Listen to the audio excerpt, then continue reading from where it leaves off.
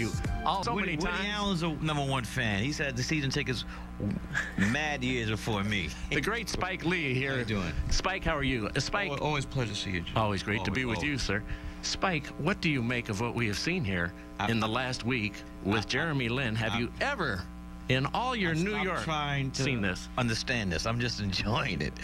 This is some unworldly stuff that the world has witnessed, and is, especially as Knicks fans, where we've been in the desert for a minute, and we had great expectations coming this season with the acquisition of Tyson Chandler.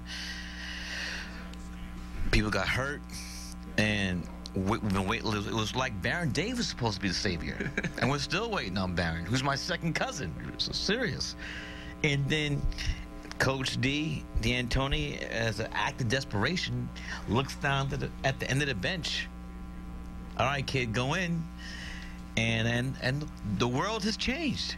And you've done a lot of movies. Right. You've written a lot of scripts. You've produced and directed. If somebody would have brought this to you, what would you have done? If you took this to any studio, they would say, "Get out of here." It's a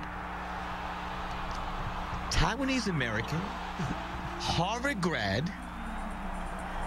Cut like twice, undrafted.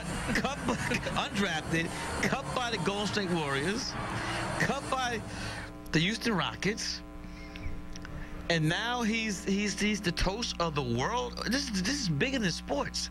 This thing is global. I mean, I do an article in today's New York Times where the Chinese have just they said, he's not even Taiwanese. He's Chinese. They were claiming his grandparents are from here, so that makes him Chinese, not Taiwanese. Everybody trying to claim him. Let me ask you about phenomenons in sport. We saw it with Tim Tebow. Right. We have a player on the Kings, Jimmer Fredette, who had this in college at BYU. Fernando, I'm a little older. So Fernando Valenzuela. The Bird. Fidrich. Mark the Bird Fidrich. We've seen these phenomenons. What do you think of a phenomenon in today's day and age compared to what it used to be now that we have Twitter and blogs and the internet? The thing it just blew up. But the thing about that was that it was harder to slip through the cracks. I mean, now it is. I mean, with the tape and people, you know, the 900 channels, I could say it's easier back then to just slip through the cracks, but no one saw this. So how could some of this talent just be there and no one saw it? And anybody says, maybe the high school coach, he says that. I knew it all the time. Can it last? Yes. I mean, his coach at Harvard, Tommy Amaker, says it can. But we in New York are loving this. You know, New York City is the basketball mecca. And as you know, you should have a shot of this. Tonight, let's put a camera on the roof and look at the banner. 72-73 is the last time the New York Knicks have won an NBA championship. Year before that, I mean, the other banner, 69-7. That was at that Game 7.